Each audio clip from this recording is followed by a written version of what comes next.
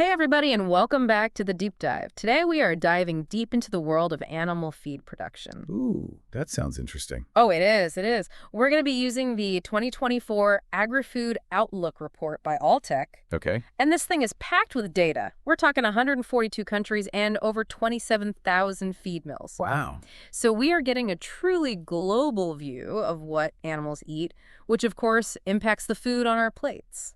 Yeah, it really is fascinating, how interconnected all of our food systems are. Most people don't even think about, where their food comes from. Exactly. And guess what? The report found that global feed production actually dipped a little in 2023. Really? Yeah, just a tiny decrease, like 0.2%. Okay. But still a decrease. So it makes you wonder, what's going on? Well, you might be surprised to hear that this small dip could actually be a good thing. It might be a sign of increasing efficiency in animal production. Think of it this way.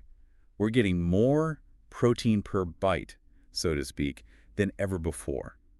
Advances in animal nutrition, farm management, genetics are helping farmers produce more with less. So we're becoming more sustainable, even if it doesn't look like it on the surface. That's great. It is. Of course, there's always more to the story. Mm. You have to consider things like inflation, impacting what people can afford to buy, the high cost of production for farmers, and even geopolitical events. There are always, unpredictable events happening around the world that can throw a wrench in things. Right. There's never just a simple answer. And speaking of complex situations, the report breaks down feed production by region, and it turns out things look really different around the world. For instance, Latin America's feed production is booming, while Europe is seeing a decline. Hmm. Why such a big difference? Let's break it down, starting with Latin America. Their growth is being driven by their strong export market for poultry and pork. So they're supplying a lot of the world's meat. Which means they need a lot of feed. Exactly. Yeah. On top of that, they've got rapidly growing aquaculture and pet food sectors. Mhm. So it's not just about feeding people, it's also about feeding our pets and the fish we eat. Like, remember that shrimp you had for dinner last week? Yeah. There's a good chance it started its life on a farm in Latin America. You're probably right. Wow, I never really thought about it like that. Yeah, it's interesting, isn't it? Yeah. It really shows how these trends are impacting what ends up on our tables. So, what about Europe? Why are they seeing a decline? Well, Europe is facing different pressures. There are political and market forces at play, plus a big push for sustainability in the European Union. Okay.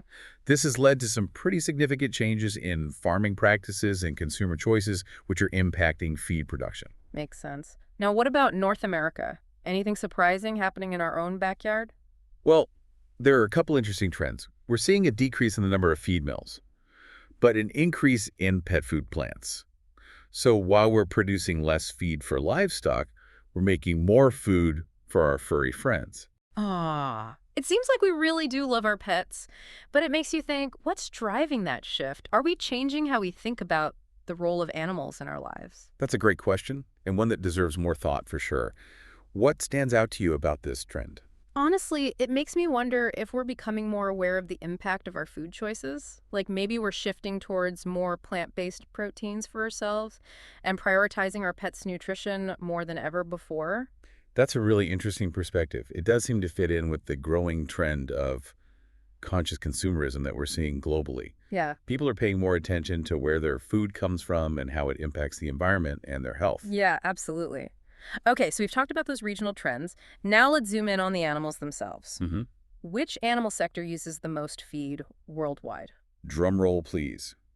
It's poultry. No surprise there. Right. Uh, Specifically, broilers. Those fast-grain chickens you see at the grocery store. yeah. They account for almost 30% of global feed tonnage. Wow. I knew chicken was popular, but that's wild. Why is poultry such a feed-consuming powerhouse? Well, chickens are incredibly efficient at converting feed into meat, Right. which makes them a very cost-effective protein source, Yeah. both for producers and for consumers. Plus, chicken is generally pretty affordable compared to other meats, so it's a popular choice all over the world.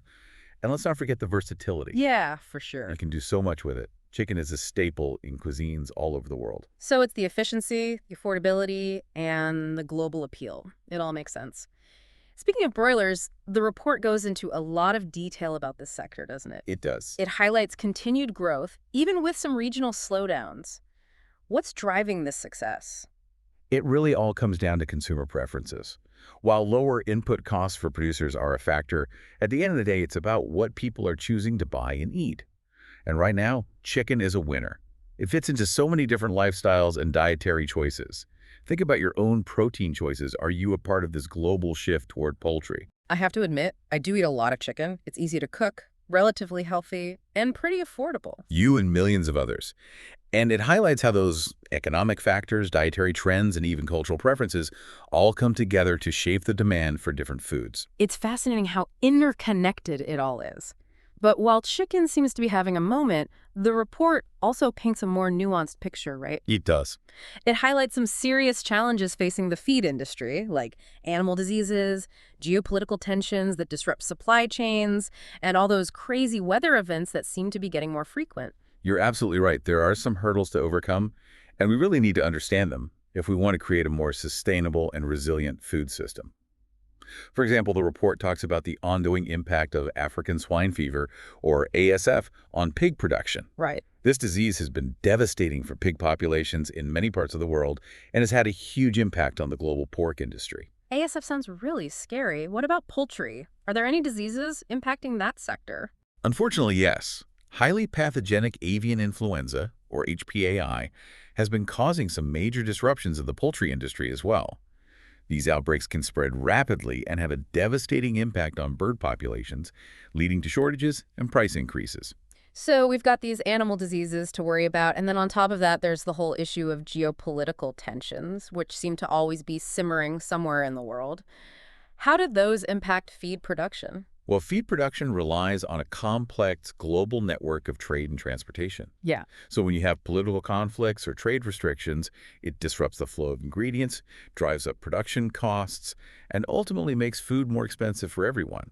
It's a ripple effect that can be felt far and wide. It's amazing how something that seems so far away can have such a direct impact on our lives. It really is. And then there's the wild card. Weather, which seems to be getting more unpredictable every year. Droughts, floods, and extreme temperatures can wreak havoc on feed crop yields and quality. Remember how we talked about the importance of resource efficiency? Well, when Mother Nature throws a curveball, it makes those advances even more crucial. So it's a real balancing act, right? We're striving for efficiency and sustainability, but we're also facing these constant challenges. It makes you wonder, what does the future hold for the feed industry? What are some of the solutions that could help us navigate these hurdles and create a more resilient food system? That's the million-dollar question. And it's one we'll dig into in the next part of our deep dive. Stay tuned. We'll be back to explore some of the exciting innovations and technologies that are shaping the future of feed production. Welcome back to our deep dive into the world of animal feed production. It's amazing how much we uncovered in the first part, right? We talked about global trends, regional variations, and even those pesky challenges like diseases and crazy weather. Absolutely. This industry is way more complex than most people realize. But now, let's shift gears and focus on the real heavy hitters. The countries and animal sectors that are driving that global feed demand. Okay, yeah. Because even though we're talking about these big global trends, certain regions and certain types of animals have a much bigger impact than others, right? You got it. So let's start with the countries leading the pack in feed production. The report ranks the top feed-producing nations, and it probably won't surprise you to hear that China takes the top spot. Yeah, that makes sense. China has a huge population, and they're eating more and more animal protein every year. Right. In 2023, China produced a whopping 262.71 million metric tons of feed. That's actually a slight increase from the previous year, which shows how important this sector is to their economy. Okay, so China's number one. Who comes in second place? The United States takes the silver medal, producing 238.09 million metric tons of feed. But here's a twist. Their production actually decreased a bit compared to 2022. Interesting. What's going on there? Why would the U.S. see a decrease? Well, a few factors at play. The beef sector in the U.S. has been hit pretty hard by droughts. And as you know, that can really mess with those feed crop yields and cattle herds. And on top of that, those high production costs and shifting consumer preferences we talked about earlier are also having an impact. It's a reminder that even the biggest players aren't immune to these global challenges. For sure. Okay, so we've got China and the U.S. Who rounds out the top three? Brazil takes the bronze. They produced 83.32 million metric tons of feed in 2023, and they're actually showing some positive growth. They're a major player in the global meat export market, especially for poultry and beef. Right, Brazil. They're like the barbecue kings of the world. Exactly. And it's not just about meat. They've also got a booming aquaculture sector, which is driving up demand for fish feed. So they've got a lot going on in the world of animal agriculture. Okay, so we've got the top three: China, the US, and Brazil. But the report doesn't stop there, right? It breaks down the top 10 feed-producing countries, which gives us a much broader view of that global landscape. Yeah, you're right, it does. And it's a pretty diverse group. In addition to the top three, we've got India, Mexico, Russia, Spain, Vietnam, Japan, and Turkey. It's fascinating to see how all these countries, each with their own unique cultures and agricultural systems, are all contributing to this global industry. It really highlights how interconnected we all are. So, are there any big shakeups in the rankings this year? Not too many major changes. One interesting observation, though, is that Turkey actually slipped from ninth to 10th place, swapping spots with Japan. But overall, the top 10 remain pretty consistent, which suggests there's a certain level of stability in these major feed-producing nations. Okay, so now that we've got a handle on the countries, let's dive deeper into the specific animal sectors that are driving that global feed demand. We already know that poultry, especially broilers, are the top consumers, but I'm curious to see just how big their footprint really is. Well, get ready to be impressed. Globally, broiler feed production hit a staggering 371.94 million metric tons in 2023. That's a lot of chicken feed. Wow, that's a crazy number. It really underscores the global appetite for chicken. It's like everyone's got a case of chicken fever. Haha, yeah, that's a good way to put it. And this dominance isn't just in one region, it's worldwide. For example, in North America, broiler feed production actually saw a healthy increase, up 2.85%, showing that chicken's popularity is still going strong. What about other regions? Are we seeing similar trends? Absolutely. Asia Pacific, which is the biggest feed-producing region overall, also saw an increase in broiler feed production, up by 4.6%. So it really seems like that love affair with chicken is only getting stronger. Okay, so chickens are winning the popularity contest hands down. But what about other sectors like pigs, dairy cows, beef cattle, and even aquaculture? What's happening there? Well, the story for pigs isn't quite as rosy. Global pig feed production actually decreased by 1.23% in 2023. Remember that African swine fever, ASF, we talked Mm-hmm. about earlier? Mm-hmm. Well, it's still having a major impact on pig populations around the world, which is contributing to this decline. It's incredible how much damage just one disease can do to an entire industry. It really is. And on top of ASF, those high production costs and changing consumer preferences are also playing a role in this decline. Some consumers are opting for different proteins now, whether it's for health reasons, environmental concerns, or just wanting to try something new. Yeah.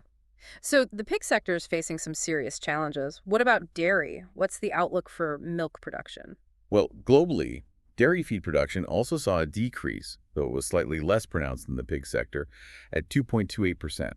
High feed costs and relatively low milk prices are really squeezing dairy farmers. Yeah, it sounds like a tough situation for dairy producers. They're caught between those rising input costs and market pressures that are making it hard to make a profit. Exactly.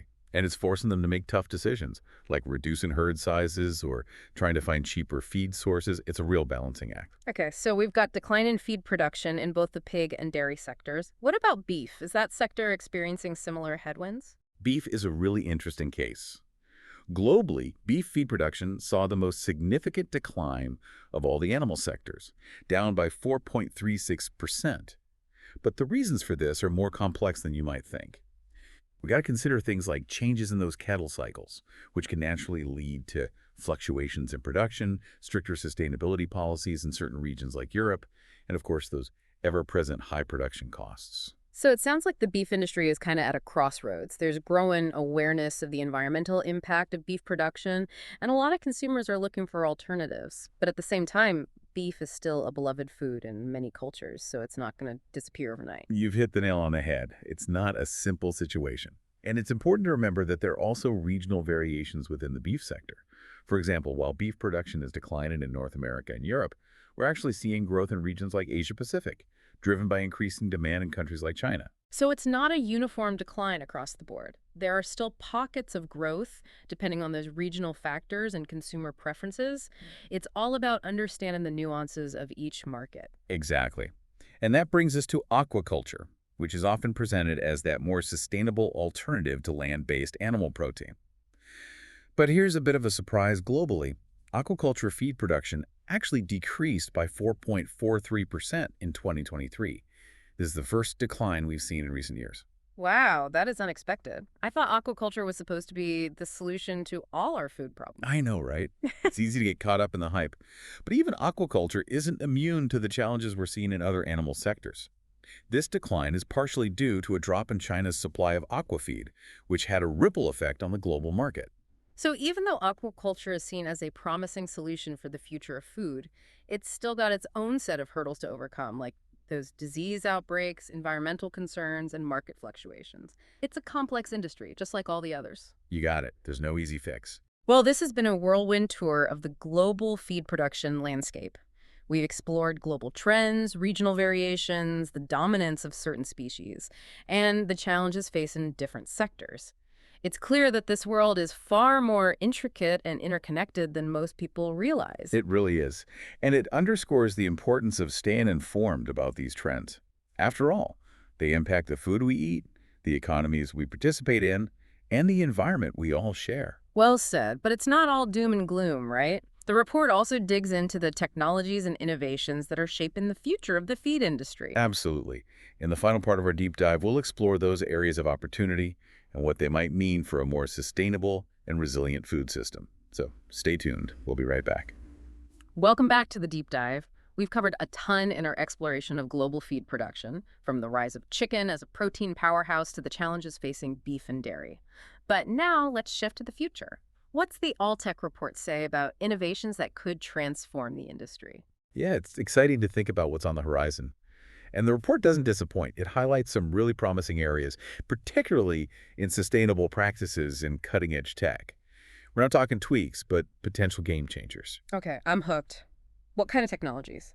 Give me the inside scoop. Well, nutritional solutions are taking center stage, and not just your average feed formulations. We're talking next-level advancements in animal nutrition that could really shift things in terms of efficiency, sustainability, and even animal welfare. Okay. Think about it. Now we can manage gut health, reduce those mycotoxins, and optimize the use of enzymes and minerals in ways we couldn't have imagined just a few years ago. It's like personalized medicine, but for farm animals. Exactly. And this precision is key to improving feed efficiency. Imagine getting the most out of every bite of feed, minimizing waste, and reducing that environmental impact. That's the goal. Makes sense. And speaking of precision, the report mentions the growing use of data analysis in feed production. Data analysis in animal feed, that's pretty high tech. It is. But the possibilities are huge. We can now collect mountains of data on things like animal growth, feed intake, environmental conditions, even genetic factors. By analyzing all that data, we can create super customized feed solutions tailored to the specific needs of different animals. Wow, so it's like having a supercomputer crunching numbers to figure out the perfect diet for each animal. Amazing to see tech changing even traditional industries. It really is. And it's not just about fancy algorithms and big data. Sometimes the best solutions are simple. The report also emphasizes biosecurity measures for preventing disease. Good hygiene and management go a long way in protecting animal health and stopping disease spread. Biosecurity, yeah, I've heard that a lot. What does it actually involve? Being proactive. Implementing strict hygiene on farms, controlling access to facilities, and carefully monitoring animal health to minimize the risk of those diseases spreading. Kind of like, if you want to keep a hospital germ-free, you need rules and procedures. Same idea with farms. Right, so preventing problems before they happen. Exactly. And these days, with animal diseases spreading so fast and having such huge consequences, biosecurity is more important than ever. It's not just about animal welfare. It's about protecting our global food supply. So it's a combo of high-tech solutions and good old-fashioned common sense. Sounds like the future of feed production needs a bunch of different approaches, bringing together innovation, sustainable practices, and always trying to improve. You got it. It's looking at the big picture and seeing how everything's connected, using tech wisely, respecting the environment, and always trying to do better. This has been an incredible journey. We've explored the ups and downs of global feed production, found some surprising trends, and even peeked into the future of this industry. Any parting thoughts for our listeners as we wrap up our deep dive? I would say think about your own role in shaping the future of food. As consumers, our choices really impact the demand for animal protein, which then influences how feed's produced. It's not just about what happens on farms, but the decisions we make every day, at the grocery store, restaurants, even in our own kitchens. So we all have a part to play. We can support those sustainable brands, advocate for responsible practices, and just make informed choices about the food we eat. Absolutely. By being mindful and engaged, we can all contribute to a more sustainable and resilient food system, making choices that are good for us, good for the planet, and good for the animals too. Well said. Thanks for joining us on this fascinating deep dive into global feed production. We hope you learned something new about this ever-changing industry. And hey, maybe you'll see your next grocery trip in a whole new light. That's the goal. It's all about connecting those dots and seeing how our choices impact everything. Thanks for listening, and we'll catch you on the next deep dive.